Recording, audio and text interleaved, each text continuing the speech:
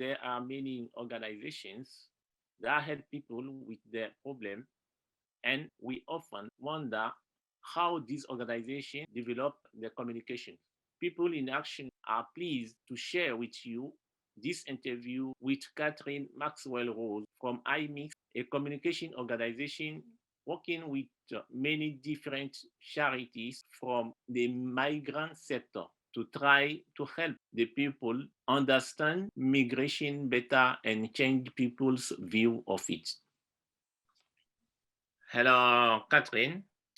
My name is Yusuf. It's a pleasure to have you with us this evening. I have a couple of questions for you about your organization. And the first one will be, what is IMIX? Well, thanks so much for letting me come and chat to you tonight. Lovely to meet you all. So IMIX is an organisation which works across the refugee and migration sector. Our aim is to create a better conversation for people who make the UK their home. So we try to create a better discourse on immigration, particularly within the news and the media and online in the digital space. And the aim of that really is to try to influence public opinion. So where there are people who are uncertain about immigration, who aren't sure about it, we hope that the work that we do will persuade them of the benefits and the positive aspects of immigration. Okay. And when has IMIX been created? And who is the creator? IMIX was created in 2016, and it was created by a group called Migration Exchange, and they're sort of an independent network of funders interested in issues around immigration, and they really wanted to help support the refugee and migration sector with their communications. So the idea behind setting up IMIX was to increase communications capacity across the migration sector, because they recognised that communications was really important, particularly because the discourse around immigration in the press and the media can be quite toxic. And it had been 2015 had obviously been a very big year with that.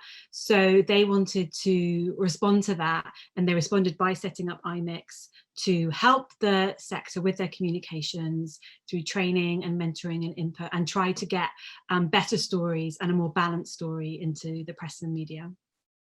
And could you tell us how many people work with IMIX? So in our immediate team, there are 6 of us. So we're quite small, and we have a few communications managers who work on press and media. We have one based in Coventry who works across the West Midlands. We have someone who's focused on asylum, and particularly around the Channel crossings. I'm the digital communications manager. There is a chief executive, and we also have an office manager. Thank you. But what do you do exactly? So my role is digital communications manager. So there are different aspects to that. So one thing I do is I look after the IMIX website and the IMIX social media channels. So we have a Twitter account and an Instagram account. So I run those, and I run the blog on our website.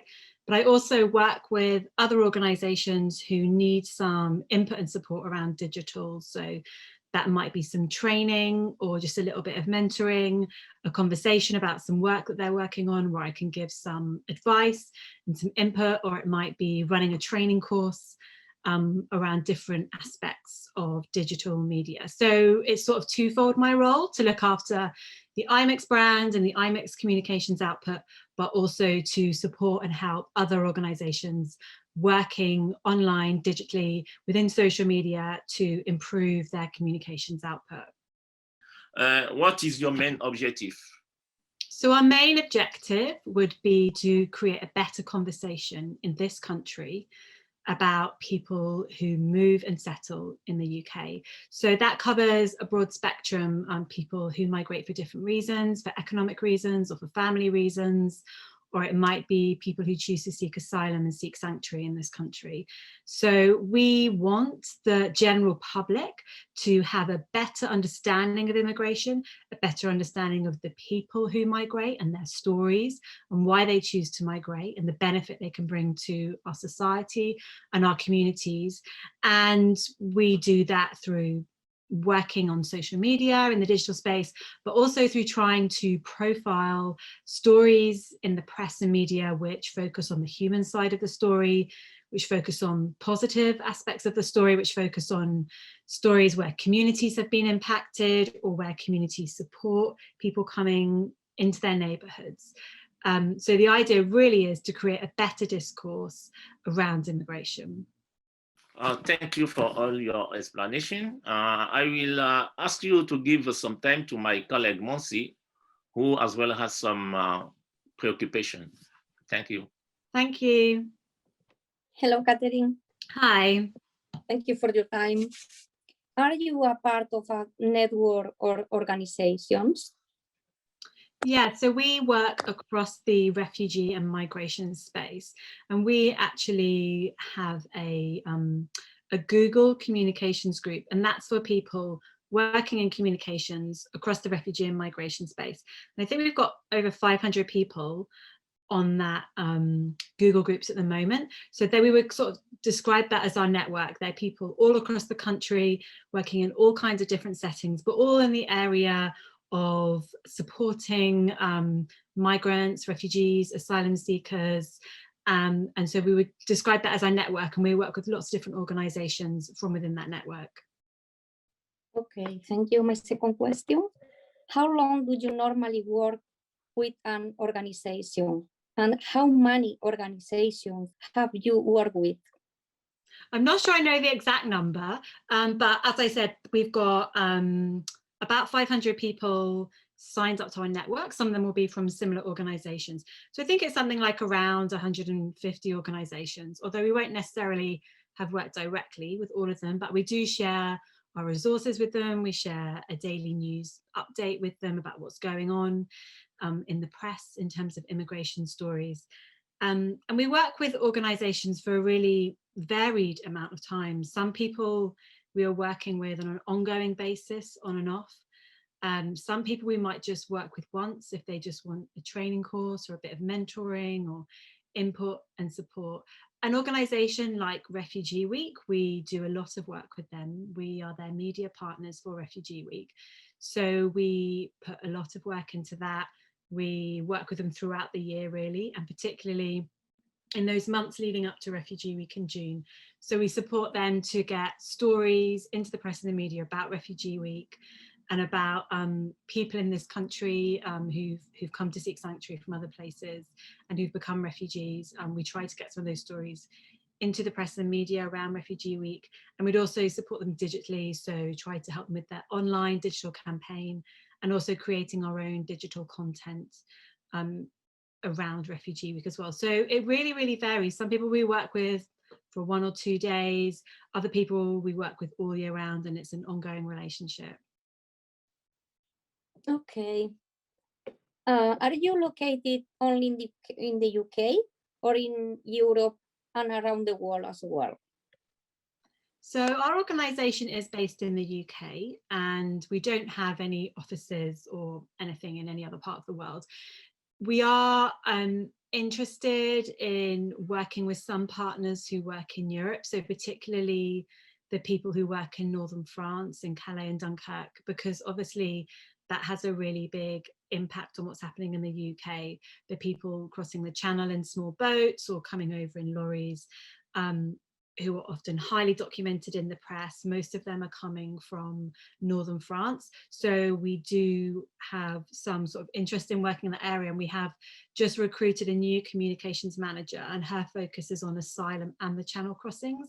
So she certainly, when she's able to travel, will be going to Calais and working with people there, working with people to tell their stories, to share with press and media what's happening in that part of the world and why people are coming to the UK, and what that story is, because as you probably aware, that story is being depicted in a certain way in the press and by the government. And we think there's other stories to be told about what's happening there, and that there needs to be a more compassionate approach to what's happening. But we need to counter some of the stories that are occurring in the press around that issue. So that's why we have a particular interest in Northern France. Okay, my next question. Are you a governmental organization? Are you government funded? If not, where do you get funding from? So we're not a government organisation. We're not funded by the government in any way. We are funded by independent trusts and foundations, people like the Paul Hamlyn Foundation, the Barrow Cadbury Trust, Comic Relief, Unbound Philanthropy, and a number of others. So we would work with those funders and make applications to those funders for our work to be funded by them, and they would give us grants to work over a period of time, sometimes on a specific issue as well. And so we don't have an open fundraising platform at this stage, although that is something that we might consider doing in the future. My last question for you. What do people in UK think about migrants and refugees? Well, that's a big topic, and I was actually asked that in my interview for the job as well. And I think probably the easiest answer is to say that it's relatively mixed. So there have been quite a lot of studies done on this, and some of them are quite interesting to look at. There's one by a think tank called British Future, and they produced a report called How Do We Talk About Immigration? And within that study, they broke the audiences down, and some other studies have done some similar things. So they would argue in that report that there's around 25% of people who we would class as rejectionists. They're anti-immigration, they're not supportive, they don't have good things to say about immigration. So that's about 25% of the population. There's about 25% of the population who we would call migration liberals. They are supportive of migration, they're sympathetic. Within that group, there'll be people who are activists, who are actively campaigning on issues around immigration and asylum. But then there's this very interesting mix in the middle. 50% of the population we would describe as the anxious middle. Sometimes they're also called the persuadable middle. And that's because they have very mixed views on migration. So some people would, within that space, they have concerns about immigration, some questions, but other areas where they are sympathetic and they think it's a good thing. So they're quite an interesting audience to think about in our communications when we think about how could we change their minds, how could we influence them, where they have concerns and questions and doubts, how can we speak to that and reassure them and move them along on the journey so they become more supportive of immigration. And obviously within those groupings you can break things down further, but that's quite a sort of interesting place to start from. There are some people who disagree with us, they're always going to disagree with us, some people are really supportive, and a big group of people in the middle who have very mixed views about immigration. Okay, thank you, Catherine. Now my partner Zeynep will continue with the interview. Okay, thank you. Hi, Catherine. Hiya. I was prepared some questions for you. Mm-hmm. And my first question is, how can we communicate it effectively with an audience? Are there different audiences in the UK? Which ones? So how can we communicate effectively with our audience? Yeah, so I think there's a few different approaches that we can take. So if we're thinking about that group that I was talking about, the people in the middle, this group who are, we call the anxious middle, the persuadable middle, we could think about what values do we share. There might be some ways in which we disagree with those people, but there'll also be ways in which we connect. So it might be on something really broad like family or security, safety, children. Values like that are really good talking points for talking with those people, because most people value family. So when we start to talk about things that happen maybe to people who migrate or people who seek asylum who are separated from their family or have problems to do with their family, this could be an effective way for us to connect with the audience, to talk about values, to talk about family, to talk about security, because it will be something that they can relate to, something which touches them. So that's an effective way. Another effective way would be to talk about people's personal stories. Often we are presented with facts and figures on an issue, but we're not really told the personal stories behind what's happening, why people are making the choices that they're making.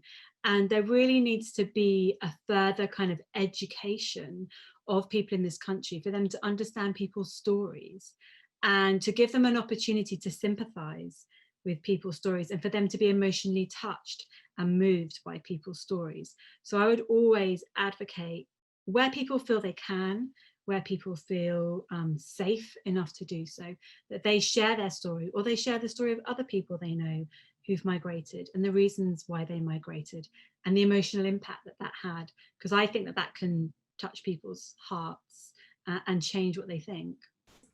Which communication tools are there? Which ones do you use? What are their advantages or disadvantages? So there are lots of different communications tools. I guess something that I talk about quite a lot is the different social media platforms that you can use. So IMIX itself is on 2 social media platforms currently. We have a Twitter account, which we find to be effective in talking about things that happen in the news, in talking about campaigns, in engaging with politicians. Twitter is a very, very public space. Lots of journalists are on there looking for stories, lots of politicians are on there watching to see how people respond to stuff, to see what public opinion is. So it can be a powerful tool for trying to influence, trying to work with journalists, trying to influence politicians. The downsides of Twitter is it's a very, very big, open, noisy space, and arguments break out very quickly on Twitter. And it has a limited word count. So it's difficult to express sometimes the complexity of an argument in a tweet because it's so short. So things get reduced very quickly. People have big arguments, everybody gets very upset. So it's something to approach with caution. The other social media platform that we use is Instagram, and we have a project on Instagram called Human Journeys. And it's where people tell their stories of how they came to be in the UK, of why they moved, of what happened to them when they came. And it works nicely because Instagram is very good for stories. People share their photos, people share photos of their family and of their journey. And it's quite a nice, gentle way to share people's stories, to try to influence people and touch them emotionally with people's stories. And we don't actually have a Facebook account, but Facebook is very, very good for small organizations, for local organizations to do grassroots campaigning. There's lots of local groups to join. There's lots of areas of interest, lots of groups that you can get involved in who've got a similar interest areas to you. And it can be a very good place to network and influence for smaller charities. And so it's a really interesting place. And Facebook is the social media platform that's still most used in the whole world. So it's extremely popular. People are going on it several times every day. And the benefits of it is that when you put something up on Facebook, generally the people who see it are people that you're connected to, people that you're maybe friends with, or that you've worked with, or that part of your family. So people feel a personal connection with what you're putting up, which is very different from Twitter, which is very open. You're often communicating with people that you've never met, who are from other countries or something like that. Whereas Facebook has a more personal, social, family feel to it. And of course, there's lots of tools to help you use those different social media platforms. And there's lots of other social media platforms, and there's new ones being developed all the time. But really, the most important thing, particularly with social media, is to think about, who do you want to share your message with? Who do you want to be connecting with? And what kind of social media platform are they on? And maybe that's the social media platform that I want to be a part of. So it depends on what you want to do, who you're trying to reach, and kind of assessing maybe a bit of the safety around that as well. And obviously you guys have a YouTube channel, which is another social media platform. So, and it's great for videos and again, YouTube is hugely popular with a younger audience, and it's a great thing to have. A YouTube channel is a brilliant thing to have, and it's great that you're investing in that.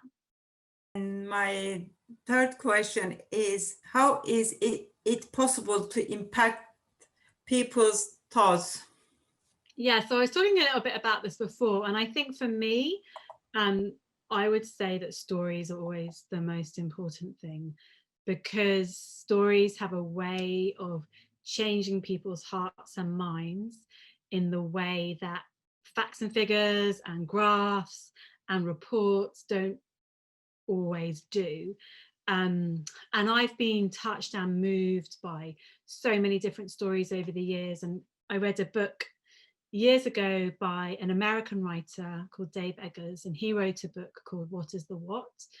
It was a novel, but it was about a young boy who had to leave his home in Sudan because his village was bombed. And it's about his journey to safety and his life in America when he got there. And it's extremely harrowing and difficult to read in places, but also funny and moving. But one of the things it really, really made me think about was, you never really know who sat next to you on the bus. And I think that's particularly true if you live in London, because there's so many different types of people, and you never know what their story is or what their journey is. And it made me think that the person I'm sat next to on the bus could have had the most extraordinary story, could have escaped bombs and war and being attacked by lions and all these kinds of things. And they could just be sat next to me on the bus. And that's an extraordinary community to be a part of. So it really opened my eyes to the people around me. And that was through reading a book, through reading a story. And it's funny that I'd lived in London that long and maybe never really thought about the people next to me on the bus and their stories. But I think that's why it's so important to share stories, because they can change people's minds and hearts in a way that many, many other things can't. So that is why I would always advocate to share stories where you can.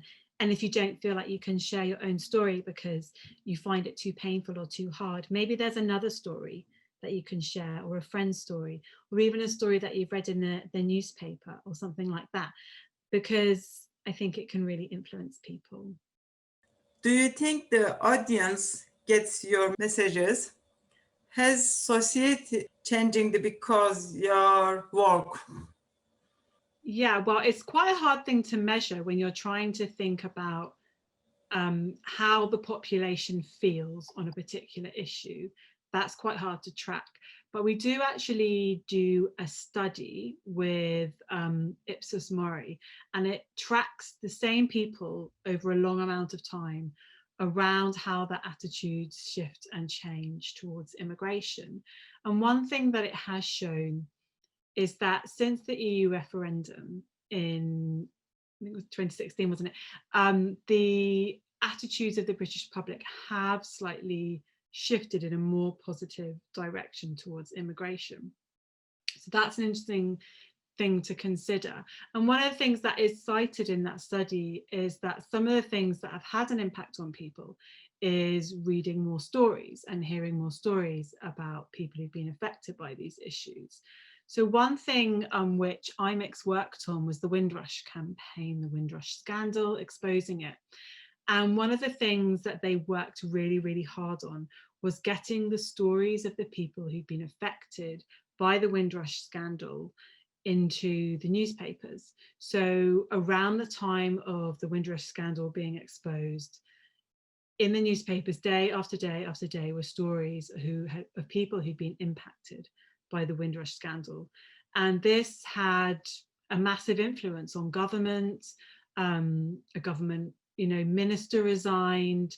There's been massive reports and changes and talk of a shift in culture, although I'm not sure we've really seen that yet. But through pushing and pushing and pushing through people's stories, it did have a massive impact. And that is something that we are working hard to do in other areas. But it is always hard to track exactly what's happening. What I would say is that I do think that IMIX has created a space where more people's stories, more people's human stories, more people's personal stories are being shared within the press and the media, and this is having an impact and an influence.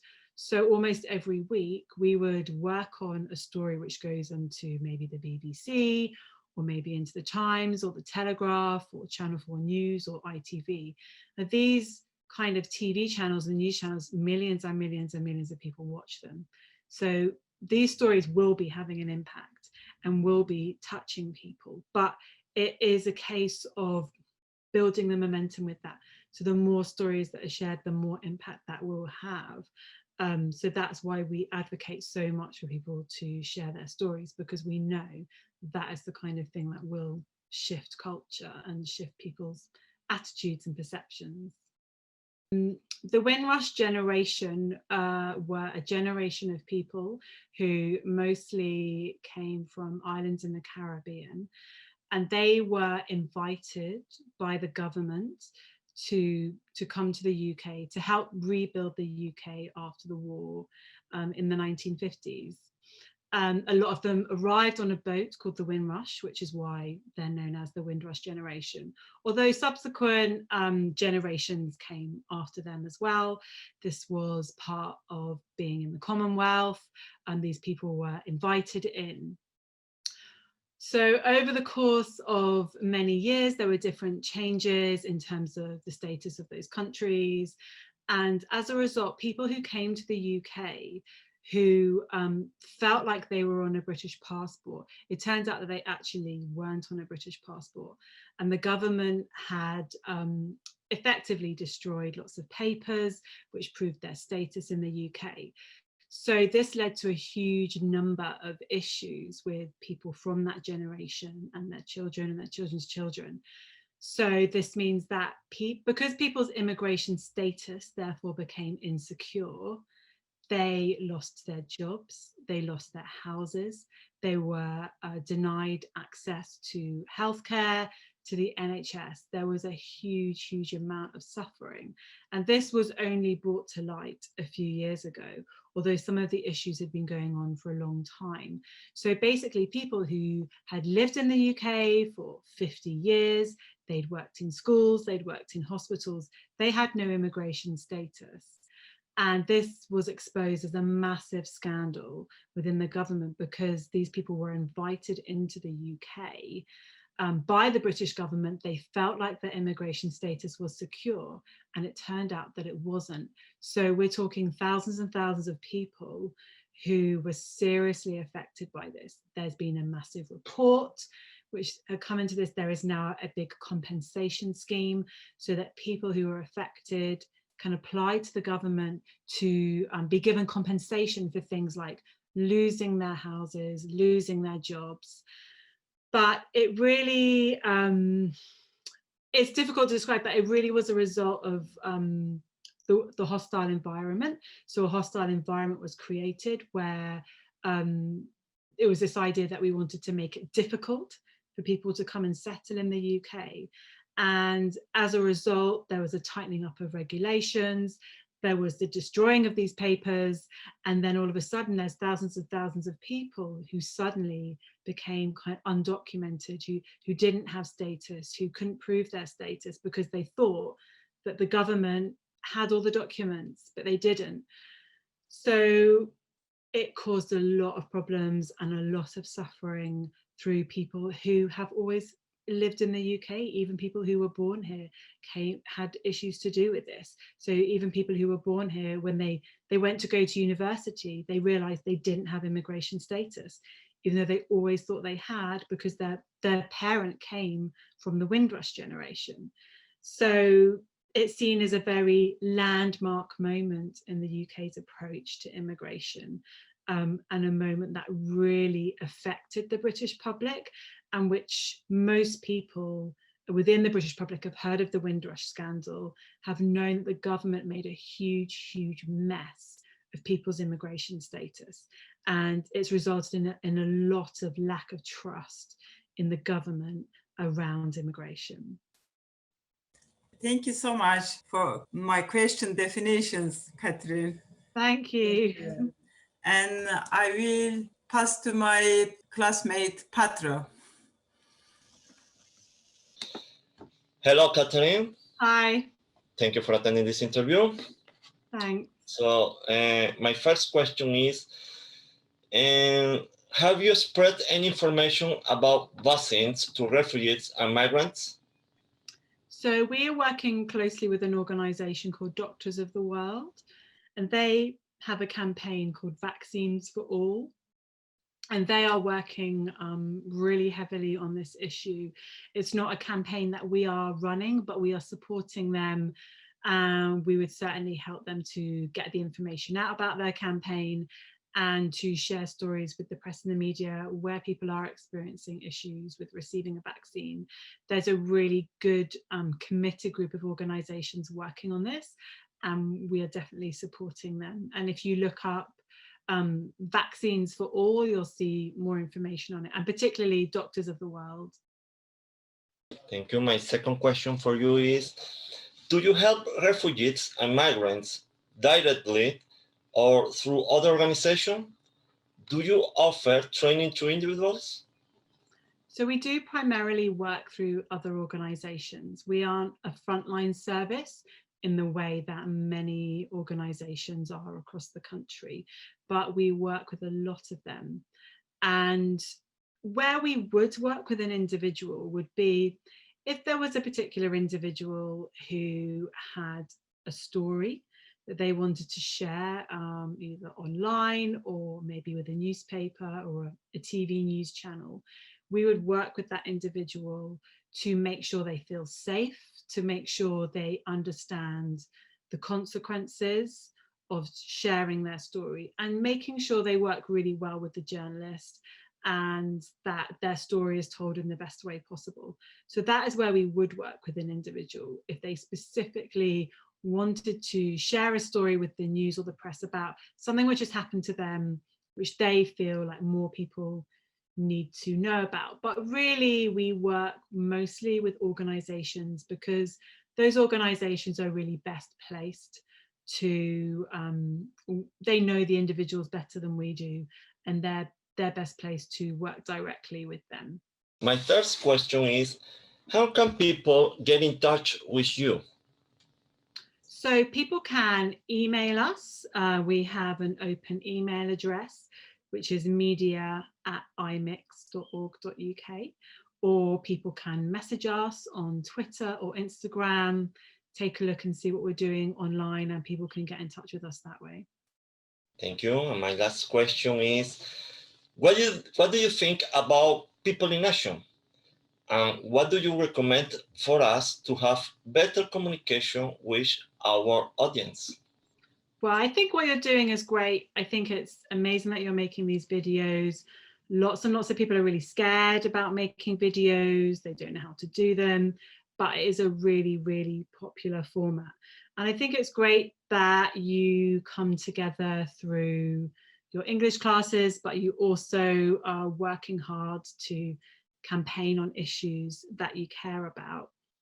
I guess my top bit of advice that I always say to people around communications is to really think about your audience and think about who you are trying to communicate to and what they want to hear about. What do they want to know about? And sometimes we can think, oh, we want everyone to know our stories. We want everyone to watch our videos. But the reality is that probably isn't going to happen. We need to think in a much more focused way about who our audience is. So is your audience your friends and your family? Is it other students? Is it other people campaigning on similar issues to you? But to think about that audience and think about what kind of thing would they like to see? What would they like to know about? What kind of way can I talk to that audience? What kind of language should I use if I'm talking to that audience? If I want to communicate with young people, I'm going to talk in a different way. I'm going to use different language. I'm going to use different images. I'm going to use a different social media platform. So that's why it's really, really important to think about who you're talking to and what they want to hear and how they want to hear about it. That's probably the most important thing to think about when you're doing any kind of communications. Thank you, Catherine. Thank you for your time and for your advice. We really appreciate it. Thanks so much. Thanks for having me. Thank you for watching our video. We hope this information has helped you to understand how important communications are in our society. In this interview, we learned how IMIX developed communication through people's histories. These are the reality and have an impact on society by helping people understand migrants' problems, making people feel more empathetic and value them. It's a crucial job because it can make the UK more welcoming for migrants. IMIX supports these organizations in their communication on a variety of media. And to finish, we would like to remind you to keep in mind how important and useful social media can be for you and everyone. Thank you very much. I see you in our next video.